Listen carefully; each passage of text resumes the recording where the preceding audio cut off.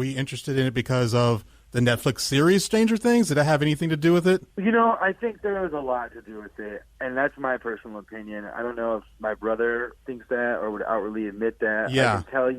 I can tell you that we were really, really, really impressed with Stranger Things. Oh, I can't wait for the second part to come out in October. I just think that the timing of it, because the lyrics, Stranger Things have happened, like Joel lyrics come to him, and he just got Moleskins fully just filled with this lyrics and poems, and I think that show must have struck a chord with him enough that it organically provoked his brain to start coming up with lyrics and thinking of poems but we watched all of it in awe of, from wardrobe to the aesthetic, the musical selection. It was on point. I think that montage at the beginning, everything, the sound design, they did such. It was one of the more impressive, from a production standpoint, things that we have seen in our lifetime. That show really brought me back to my childhood, like watching stuff like that when I was a kid, and how it infused and like how much you got into it. I watched that thing in like a day and a half. And now I was like, oh my God, it's over now? I got to wait until October, which is just around the corner, but still. You guys are making me want to go watch this. I'm always looking for a good show on Netflix. I haven't seen one episode of this. Oh, you're so missing out. Netflix has done a great job with Stranger Things, And if you go actually look, you go on our website, bandroyale.com, you can actually go. I think there should be a drop down that has all of the artwork for each of the songs, and it's just like it just screams 70s, sci-fi.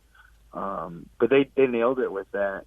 I think something I learned most of what I've learned from my older brother Joel, musically and artistically. So my taste or my interest really come from what he was just feeding me. Visuals have been just as important for Joel as the auditory sense and the audio. So that's something that the Stranger Things really hit our family hard, because there was so much visually to chew on, paired with good acting and great aesthetics, so much visually stimulating stuff to see there as well. When they go underworld, it's just amazing. I need to stop watching 13 Reasons Why and House of Cards. Maybe check out some Stranger Things. One of my childhood best buds is actually in 13 Reasons Why. No way! Which character? I'm going to tell you his name is Timothy Granaderos, and this is how bad of a friend I am right now. 13 Reasons Why. His character is, I don't know, he's the bully. Don't tell me it's Clay. No, Clay's not the bully. No. I know who you're talking about. Yes. Okay, he was a baseball player, if he was the bully. Okay. Or he was some sort of... really, really, really attractive. All right, I'm pulling up IMDb. Let's see this. He was a guy that was out back at the... say the name again? Montgomery. I don't know. He's always fighting people, giving people bloody noses. I've got to look at this. Yeah, we grew up in Kalamazoo together, and I used to drive around my scooter while I did his paper out. I need to watch that show just because it's my buddy. Hey, got to support your buddy. Yeah, that show got deep.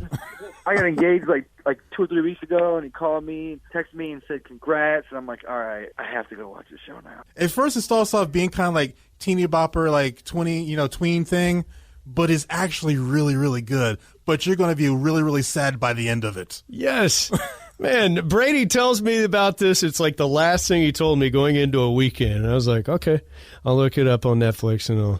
So I sat down that night. I pulled it up. Me and my wife were at home and just hanging out. I'm like, hey, Brady was talking about this 13 Reasons Why. So we pulled up an episode. And at first, yes, what you just said, I was like, man, Brady making me watch this teeny bopper crap here. What is this? Yes. But by the end of it, me and my wife were huddled up next to each other, like crying in each other's shoulders. I was like, and there's nothing wrong with you do.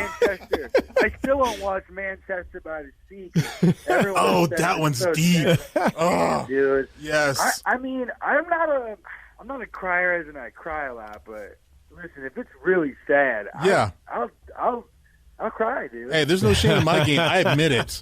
I will bawl my eyes out if it's worthy. Yeah. And that one got me. Best movie that ever made you cry. What was it? What do you mean, dude?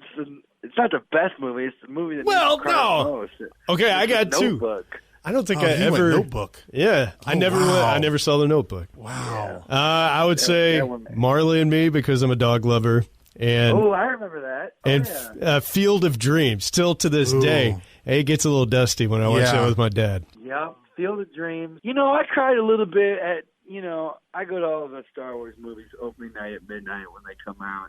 Rogue One, it's sad to see everybody go. Those are like tears of joy that you're there. When they embrace each other. Yes. I know that big things are going to come of their sacrifice, but you get a little tear in that one. I did, but not like nothing serious. Are you ready for The Last Jedi? At the time, my girlfriend at the time, years ago, had me watch The Notebook with her, and that's just a recipe for.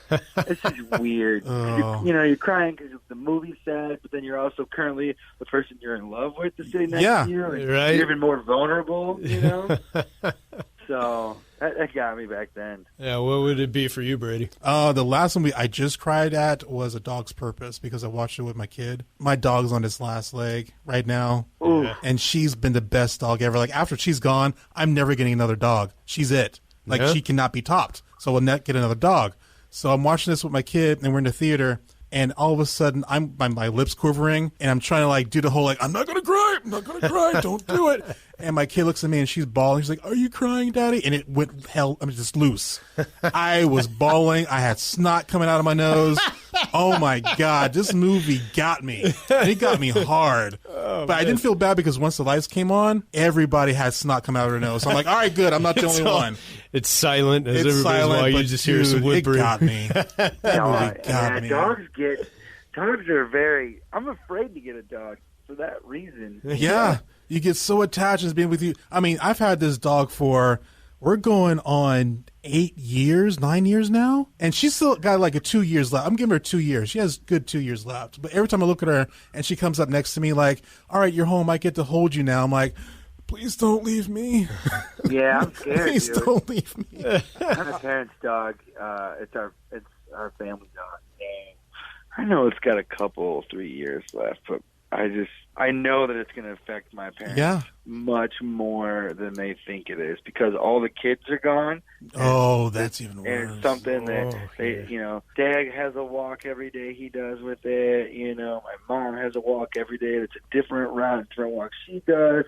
And I think that they were thinking the same thing. I'm never getting another dog because it'll never be as good as no. Like, well, I don't know if you'll know what to do with yourself if you don't have a dog. Well, that's true too. I will get to that bridge when I get there, but it's kind of like right now, like, nope, I'm not topping you. You've been the best thing ever. Of all the dogs I've had in the past, you have been the best, and I'm never getting another one after you. No, it won't happen. Everybody says that. You'll get another one. I think it will happen if my kid's like, "I need another dog, Dad." That's the only reason it's going to happen. I think that's probably more likely to happen than you. Yeah, but this is going to be her dog, not mine. But that's how this dog wound up, is being her dog and wanted to be my dog anyway. If it's your daughter's dog, it ends up being your dog because you'll end up feeding it, you'll walk it, take it outside. Bond. Yeah, I'm gonna have. It's gonna be a sad day when that dog goes. Oh, so what do you think about The Last Jedi? Before we get out of here, you think it's gonna be just as good as the rest of them?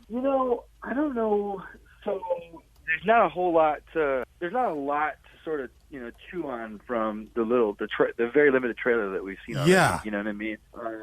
So I don't know. I think The Last Jedi. Personally, think that either this is going to be. We're going to find out that there's definitely some relation here, with Skywalker, and is that his daughter? I mean, she definitely had a connection with Kylo Ren there, and he felt it, and she can use the Force, man. So knew it I think quick too. Got into it quick, so I think The Last Jedi is going to be. It's either Luke Skywalker, currently the Last Jedi, and then he's got this daughter or he's got this niece, someone we didn't know about, that he's going to be training into a Jedi. Or I think you're going to see Luke die and her take on the role of the Last Jedi. All right, I like that scenario too. I also think that Luke could potentially finally go to the dark side with this one. And it have to be a thing where now she is the Last Jedi, and I think she could take Luke out, and then she could convert Kylo back. Back into the good side. Kylo back into onto the good side. I don't know. Those are more. It's a lot going. It's a lot to speculate, and I've definitely thought about it a little bit. Because when The New Hope came out, I was like, it was kind of like old Star Wars, but not same as new, because it was a good way to introduce my kids into it, because I couldn't get them to watch it for anything. And I finally said, watch this movie with me. And they were hooked. And I liked it because it was kind of like going back to Empire Strikes Back. It's like, oh, yes. But yet we're on a new adventure. It's like retelling an old story, but in a new way. So I get, and then now with this, I'm like, where can we go from here? Where can we go? I think that they'll have to. I don't think that it can be, the end of the Jedi, because if it was The Last Jedi, I'm like, this is it, no more Jedi. Then like the story kind of comes. I don't know. To a screeching if they're halt. really trying to pump this out for years and years and years, they're going to need more Jedis. Obviously, they're going to do a ton of movies. They can, they can expand the Star Wars universe and just, create new characters, which they will. Of course. But then they can also, just like the Han Solo movie, and I think there's going to be some great bounty hunter movies. We're going to see Boba Fett, and we're going to see a lot of other, characters from the books. And let's not forget about some of the epic games we grew up playing, who had their own characters: Shadows of the Empire, Jedi Knight, Jedi Outpost. So there's a lot of things that they can do. But I'd like to think that The Last Jedi, sort of reflecting, a new person becoming like Luke going away and her becoming by default the Last Jedi. That's kind of what my wishful thinking is. I always say like the best stories ever told were the Bible, Rocky, and Star Wars. Oh, Rocky, man, takes the cake. That's a pretty good 3, dude. Yes. The guy drinks raw eggs, man. You can't Those beat are that. the 3 best stories ever told. Oh, yeah. We grew up all in the church, so, I mean, the Bible's just got such epic stories. And I think it's okay to have fun and out loud. Like I'm not being belittling or condescending to the word. I'm saying Jonah and the whale, that's an epic Dude, story. I know exactly how you feel about that. I'm like, dude was really in a whale for that long? Really? Just hanging it in the Just belly. hanging out. Yeah. Nothing happened. Yep. A little warm in there, but he survived. But yeah, man, those are the greatest stories ever told. If you want to learn anything about life, the Bible, Star Wars, Rocky. There's all life lessons All life right lessons there. right there, man. Yeah. Rocky's great. Well, when you guys make it through Tulsa, you got to look us up. Brady and I hang out on Donk. Maybe you guys can do a few songs. Absolutely. Well, thank you so much for connecting. Thank you for taking time to listen. Yeah.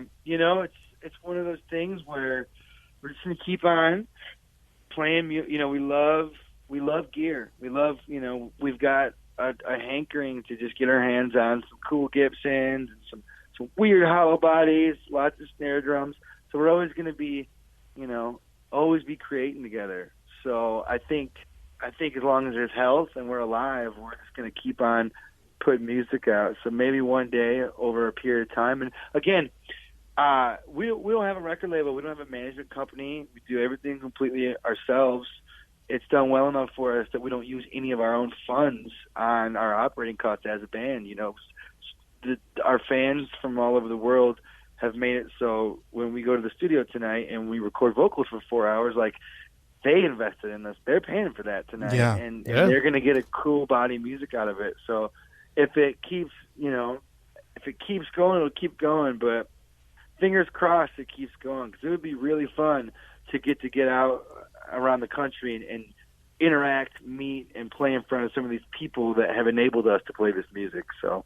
I will definitely make your way through Tulsa. We'd love to see you, and look forward to checking out Stranger Things. Nate, thanks for calling in. Yeah, man, thanks a lot guys, so much. Thank you so much. Have a good rest of the week, okay? Tulsa's rock station, 97.5 KMOD.